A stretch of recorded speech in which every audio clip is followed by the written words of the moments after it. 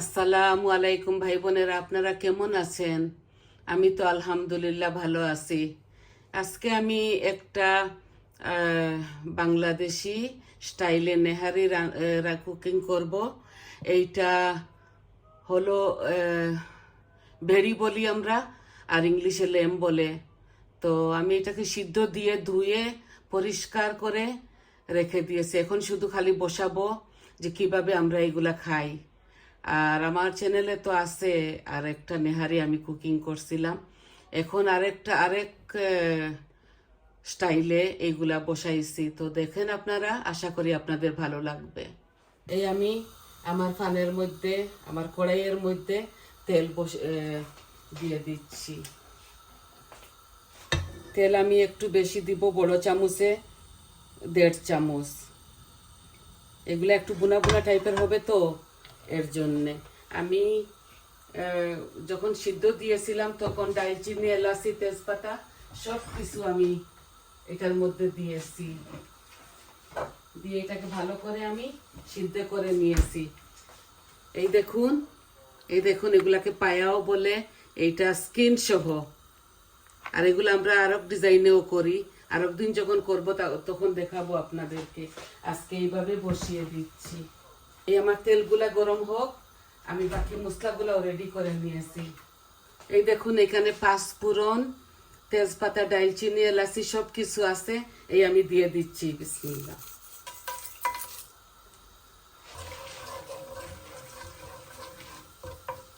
একটু ভাজা ভাজা হোক, তারপর আমি অনিয়ন দিয়ে দেব। এই যে আমার গরম মশলাগুলা লাল হয়ে গেছে। এই দেখুন আমি এখানে বড় বড় 2টা পেঁয়াজ গ্রেট করেছি, তবে আমি সবগুলা দেব না।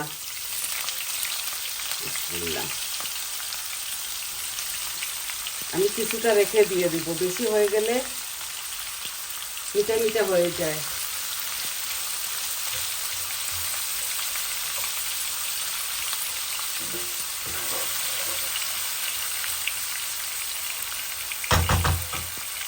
এখানে আমি 1.5 দিয়েছি বড় অনিয়ন। এই দেখুন আমি এখানে ছোট ছোট করে আদা রসুন করেছিলাম, 4 পিস দিয়ে দিয়েছি। আমি এখন লবণটাও দিয়ে দেব। আমি অলরেডি লবণ, দারচিনি, এলাচি সব কিছু দিয়েছিলাম সিদ্ধ করার সময়। আমি এখন 1 চামচ দিচ্ছি, আর অল্প একটু দিচ্ছি, লাগলে পরে দেওয়া যাবে। এই আমি হলুদ দিয়ে দিচ্ছি মিডিয়াম চামচে আধা চামচ। আমার পেঁয়াজটা অলমোস্ট আধা কুক হয়ে যাচ্ছে, আরও কুক হোক, তারপর আমি কারি পাউডারগুলো দিয়ে দেব। একটু ঢেকে দিচ্ছি।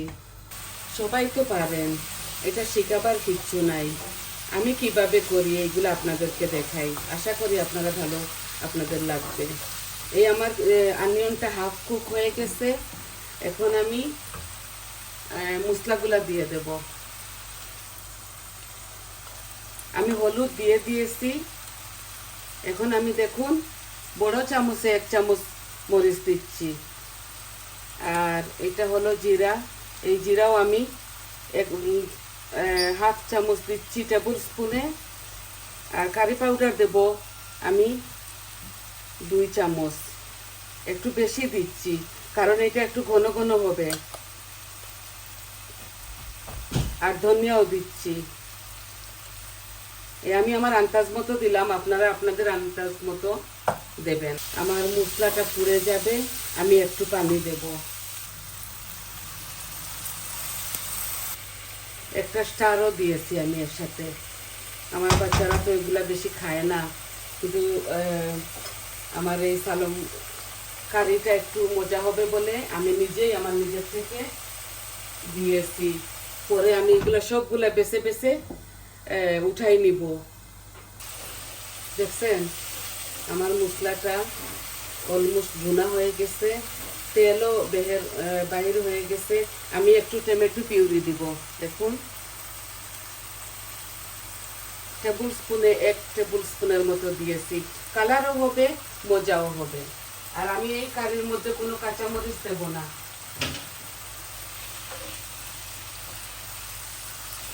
এই যে আমি নিহারিটা রান্না করতেছি, আমি ভাবছিলাম এইটা শক্ত হয়ে যায়। আমি প্রেসার কুকারের মধ্যে ঢেলে দিয়েছিলাম, আর 5টা 6টা এইভাবে সিটি বেজেছে। খুলে দেখি এটা একদম নরম হয়ে গেছে। এর জন্য আমি মশলাকে ভালো করে ভেজে তারপর আমি এটার সাথে দেব। এই দেখেন টামরিন, আমি টামরিনও 1 চামচ দিব। অনেকে অনেকভাবে রান্না করে, আমি যেভাবে রান্না করি আপনাদেরকে দেখাইতেছি। এগুলো অনেক পেট, তো এই জন্যে আমি তেঁতুলের রস দিয়েছি ভর্তি করে 1 চামচ টেবিল স্পুনে।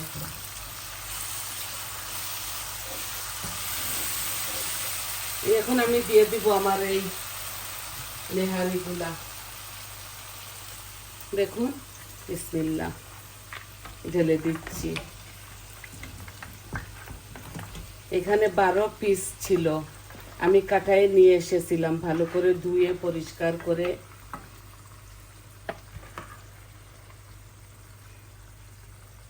আমি সিদ্ধ দিয়েছি।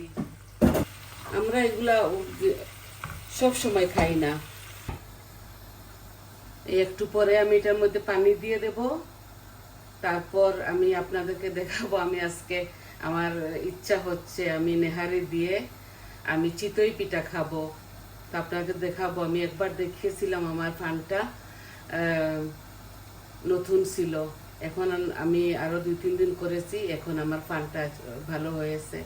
তো এটার মধ্যে পানি দিয়ে দেই, তারপর আমি নেহারিটা ওই চুলায় নিয়ে নিব আর ফানটা এই চুলায় নিয়ে আসবো। আমি চিতই পিঠা বানাবো আজকে। আমার মন চাইছিল খাবার জন্য, আমি ভাবলাম আমার ভাই বোনদেরকে দেখাই আমি কিভাবে এগুলা করি। আমি আনাজ কিনেও খাই যখন মন চায়। এগুলা স্কিন আনা এনেছি, স্কিন সহ এনেছিলাম। আর একটু ভেজে নিই, তারপর আমি পানি দিয়ে দেব। এই আমি পানি দিয়ে দিচ্ছি। দেখুন, এই বউলে আমি আধা বোল দিয়েছি। এগুলো একটু মাখা মাখা থাকবে। আমি কম আঁচ দিয়ে ওখানে রেখে দিব। কেউ কেউ শেষে বাগার দেয়, আমি শেষে দেই না, এইভাবে করে রান্না করি। জানি না আপনাদেরকে কতটুকু দেখাতে পেরেছি। এগুলো একটু ঝুলঝুল থাকবে, এই জন্যে পিঠা দিয়ে খাবো, তো তাই আমি এটাকে ওই চুলায় নিয়ে নিচ্ছি, কারণ আমি পিঠা বানাবো। আর আমি আমার ভিডিওটা বেশি লম্বা করতে চাই না, সব কিছু তো আপনাদেরকে দেখিয়ে দিয়েছি। এখন এটা আস্তে আস্তে হোক, আস্তে আস্তে বলক আসুক। আর আমি এটা মাত্র আরো 15 মিনিট রাখবো চুলার মধ্যে, কারণ এটা আমার অলমোস্ট হয়ে গেছে কুক। এখন আমি পিঠা তৈরি করব। বিসমিল্লাহ। এই ফ্যান বসিয়েছি, একটু গরম হইতে দেই। আমি কয়েকটা পিঠা তৈরি করব। এই দেখুন, আমি আগে চাউল ভিজিয়ে কালকে রাত্রে রেখেছি। মেজারমেন্ট কাপে আমি 6 কাপ, এই কাপে আমি 6 কাপ চাউল, 3 কাপ আমি সিদ্ধ চাউল আর 3 কাপ আমি আতপ চাউল ভিজিয়ে রেখে দিয়েছিলাম রাত্রে। আর এখন আমি এটাকে গ্রাইন্ড করে নিয়েছি। তো দেখুন আমি কিভাবে বানাই। আমার ফানটা গরম হচ্ছে। আমি এটার মধ্যে 1 চামচ বেকিং সোডা দিয়েছি আর 3 চামচ লবণ দিয়েছি। এই যে বেকিং সোডা 1 চামচ দিয়েছি। বেকিং সোডা দিলে একটু নরম হয় আর একটু ফুলে, এর জন্যে। এই মগটা আমি মরিচন থেকে নিয়েছি। দেখি বিসমিল্লাহির রহমানির রহিম কিরকম হয়।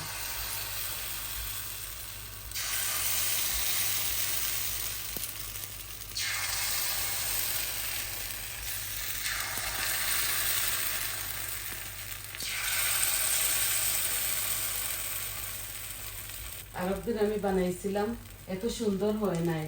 দেখি আজকে কি রকম হয়। আমার নিহারিটা বলক আসতেছে। আমি যখন নামাবো আমি পেঁয়াজের বেরেস্তা একটু দিয়ে দেব। আমি সব মশলা দিয়েছি, আপনারা দেখছেন তো। আর আমি পিঠাগুলা আমি 2 ফান পিঠা করে আপনাদেরকে দেখিয়ে দেব, বাকিগুলো আমি পরে করব। তো আমি আপনাদের সময় নষ্ট করতে চাই না। এই আমার নিহারিটা বলক এসে গেছে, আমি একটু জালটা কমিয়ে নেই, আস্তে আস্তে হোক। কেউ কেউ চাউলের গুঁড়ি দিয়ে করে বাজার থেকে এনে, আমি নিজে নিজে করে ফেলি আমার ঘরের চাউল দিয়ে।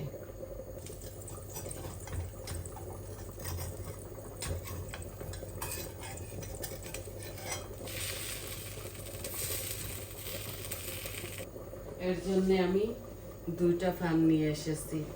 আমি হয়তো ভুল ফানটা বসিয়ে দিয়েছি, ওই ফানে আরেকবার এরকম ভাঙ্গা ভাঙ্গা হয়ে গিয়েছিল। এখন দেখি এইটা দিয়ে তো ভালোভাবে হলো। এই যে হচ্ছে, খুব সুন্দর হয়েছে কিন্তু আমার নিহারিটা। আমি একটু পেঁয়াজের বেরেস্তা দিব, আর ধনে পাতাও দিচ্ছি না। এই যে এগুলা বাজারের কিনা, এগুলা গ্রান হয়।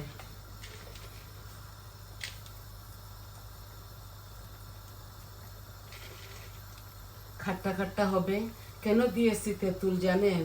পেটটা কাটবে। লবণ দেখে আমি নামিয়ে নেব।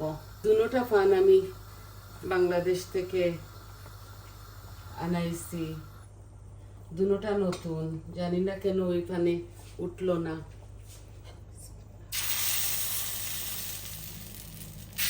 যখনই আমি ভিডিও করতে চাই তখনই আমার এই জানি না হয় না সুন্দর করে। যখন ভিডিও করি না তখন খুব সুন্দর সুন্দর হয়।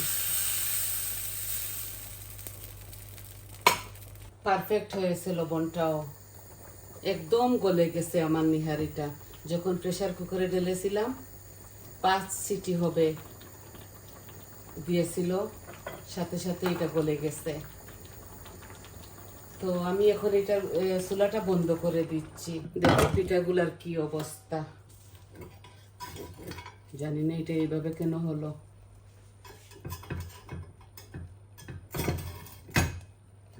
এই তো